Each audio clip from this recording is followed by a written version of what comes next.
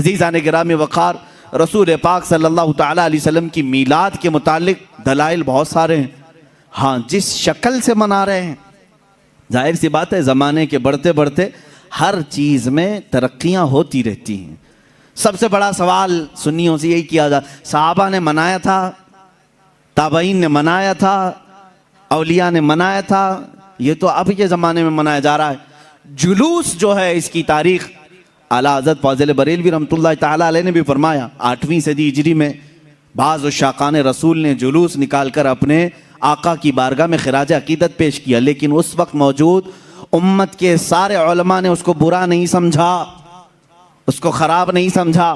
بہرحال میں آپ کو بتاؤں، صحابہ نے منایا تھا، یہ بار بار سوال کرتے ہو، تابعین نے منایا تھا، ارے میاں وہ تو روز مناتے تھے میرے آقا کی میلاد، تم تو 12 ربیع الاول سال میں ایک بار کر رہے ہو، صحابہ روز مناتے تھے۔ میلاد کا مطلب کیا ہے؟ جاؤ پوچھو، حسان بن ثابت ہمیشہ کہتے تھے وَأَحْسَنُ مِنْكَ لَمْ تَرَ قَطُّ عَيْنِي وَأَجْمَلُ مِنْكَ لَمْ تَلِدِ النِّسَاءُ، یہی تو میلاد مصطفیٰ ہے۔ اے رسول، آپ سے زیادہ حسین میں نے کسی کو دیکھا نہیں، آپ سے زیادہ خوبصورت کسی ماں نے جنا نہیں۔ یہ تو صحابہ میلاد نہیں منا رہے ہیں۔ صحابہ کرام حضور اکرم صلی اللہ تعالیٰ علیہ وسلم کے قصیدے پڑھتے تھے۔ اب آؤ ہجرت کا وہ واقعہ تو سنو ذرا۔ اللہ کے حبیب صلی اللہ تعالیٰ علیہ وسلم جب تشریف لا رہے تھے مکہ سے مدینہ طیبہ، 14 دن تک مدینے والوں نے انتظار کیا ہے۔ تم 11 روز سے انتظار کر رہے ہو 12ویں شب آئے گی، مدینے والے 14 دن تک۔ جیسے ہی حضور مکہ سے نکل چکے خبر ہوئی، مدینے کے سارے لوگ ٹیلوں پر جا کر کھڑے ہوتے تھے اور انتظار کرتے تھے کہ وہ نور والا کب تشریف لا رہا ہے، رسول پاک صلی اللہ تعالیٰ علیہ وسلم کب آ رہے۔ مدینے والوں نے، بہت سارے لوگوں نے دیکھا نہیں تھا، دیکھنے کی تڑپ تھی۔ مجھے بتاؤ، آج آپ میلاد کی گھڑی کے انتظار میں بیٹھے ہوتے ہیں ادب سے، یہ انتظار ہے؟ یہ مدینے والوں کی سنت ہی تو ہے۔ وہ 14 دن تک انتظار کی آمد مصطفیٰ کا، اور جس وقت رسول پاک کی آمد ہوئی، اب حدیثوں میں ہے، بخاری شریف بھی پڑھو آپ، مسلم شریف بھی پڑھو، حدیثوں میں موجود ہے، فرمایا رسول کریم صلی اللہ تعالیٰ علیہ وسلم جیسے ہی قبا کی چوٹیوں سے نظر آنے لگے، جتنے مدینے میں حبشی تھے وہ اپنے نیزے نکالے، ڈھال نکالے، اور اپنا مخصوص جو ان کا رقص ہوتا تھا اس سے وہ رقص کرنے لگے، ڈھالوں پر اپنے نیزے مار مار کر کہتے تھے محمد عبد صالح، محمد عبد صالح، یہ الفاظ تھے حبشیوں کے۔ اور اس کے بعد بنو نجار ایک خاندان تھا، اس خاندان کی ساری بچیاں اپنے ہاتھوں میں دف لے کر کے آئیں، یوں کہتی تھیں طلع البدر علینا من ثنیات الوداع وجب الشکر علینا ما دعا للہ داعی۔ یہ آگے پورا موجود ہے قصیدہ جس میں وہ کہتی ہیں انت شرفت المدینہ مرحبا یا خیر داعی۔ یہ گنگناتے ہوئے وہ یوں کہہ رہی تھی ہم پر 14ویں کا چاند طلوع ہو گیا ہے، کہاں سے؟ سنیت الوداع کی گھاٹیوں سے، اس کے آنے پر ہم پر شکر واجب ہو گیا ہے۔ مجھے بتاؤ یہ میلاد نہیں ہے تو اور کیا ہے؟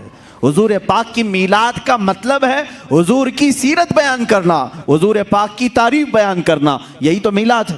ہم مجلس میلاد کا مطلب کیا ہے؟ صرف 12ویں شب کو منانا یہی نہیں، سال بھر جب بھی آپ میرے آقا کے تذکرے کریں گے ہم اس کو میلاد مصطفیٰ ہی کہتے ہیں۔ مولود کی محفل ہے، مجلس میلاد ہے، جہاں رسول پاک کی آمد کے قصے بیان کیے جائیں، تعریف و توصیف بیان کی جائے، وہ میلاد ہے۔ صحابہ نے کیا ہے میرے عزیزو۔ اب اللہ کے نبی صلی اللہ تعالیٰ علیہ وسلم جب تشریف لائے تو کیا حضور نے منع کر دیا؟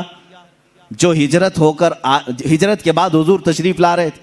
اچھا اس میں یہ بھی دیکھیں، جب رسول پاک صلی اللہ تعالیٰ علیہ وسلم تشریف لائیں تو اس وقت کا احترام اور تعظیم کرنا یہ صدیق اکبر نے بھی سکھایا ہے، اس کی ایک خصوصیت ہونی چاہیے۔ ظاہر سی بات ہے آج آپ ہمارے ممبر کو، ہمارے یہاں پر اسٹیج کو الگ انداز سے دیکھ رہے ہوں گے، اس لیے کہ یہ آئے ہیں میلاد مصطفیٰ کے احترام میں۔ مسجد آج الگ رونق لی ہوئی ہے، یہاں الگ ایک روشنی ہے، کیونکہ اس ساعت اور اس گھڑی کے احترام میں، جس سہانی گھڑی چمکا طیبہ کا چاند، اس دل افروز ساعت پہ لاکھوں سلام۔ ہم اس گھڑی پر بھی سلام بھیجتے ہیں صدیق اکبر رضی اللہ تعالیٰ عنہ نے کیا کیا تھا جانتے ہیں آپ؟ مدینے والے جب دیکھ رہے تھے گردنیں پھلان پھلان کر دیکھتے تھے، اچھل اچھل کر دیکھ رہے تھے، دور سے وہ نظر آ رہے تھے۔ آنے والوں میں دو لوگ تھے، حضور پاک صلی اللہ تعالیٰ علیہ وسلم اور حضرت ابو بکر صدیق۔ سیدنا ابو بکر صدیق رضی اللہ تعالیٰ عنہ کا عشق اور ان کا ادب بھی تو دیکھیں۔ جب مدینے والے دف بجانے لگے اور اچھل اچھل کر دیکھنے لگے، حضرت ابو بکر صدیق رضی اللہ تعالیٰ عنہ نے اپنا جبہ اتار دیا، جبہ اتار دیا، تہبند ہے، اور جبہ اتار کر ایک لکڑی میں لگایا اور حضور صلی اللہ تعالیٰ علیہ وسلم کے اوپر جھنڈے کی طرح ہلانے لگے۔ حضور پاک صلی اللہ تعالیٰ علیہ وسلم کے چہرے پاک کے اوپر ہلانے لگے۔ کیوں کیا ایسا انہوں نے؟ کیوں کیا؟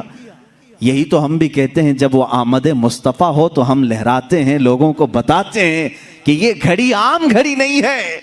حضرت ابو بکر صدیق نے یوں کیا۔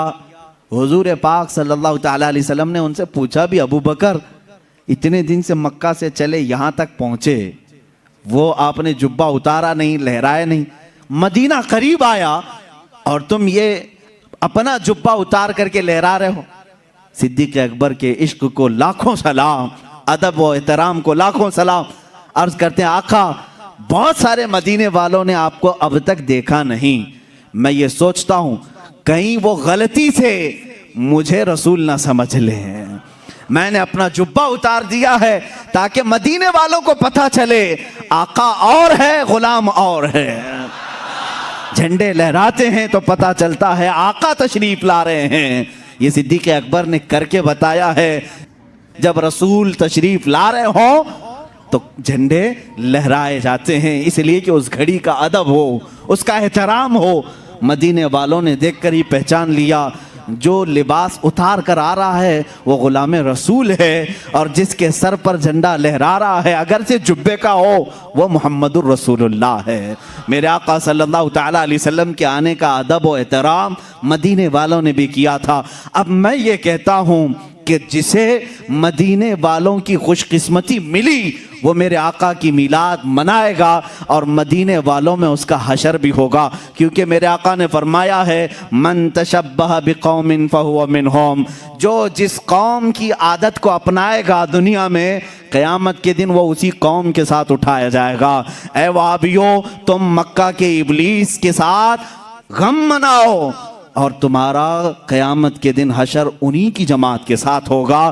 ہم آج کمکمے بھی لگائیں، جھنڈے بھی لہرائیں، 12ویں شب کو علل اعلان کہیں کہ آئی نئی حکومت، سکہ نیا چلے گا، عالم میں رنگ بدلا صبح شب ولادت، ہم اس فخر کے ساتھ کہیں گے، اس لیے کہ مدینے والی قوم کے طریقے پر ہم نے کیا ہے، اور رسول نے فرمایا جو جس قوم کی مشابہت کرتا ہے قیامت کے دن وہ اسی کے ساتھ اٹھایا جائے گا۔ فخر کرو قیامت کے دن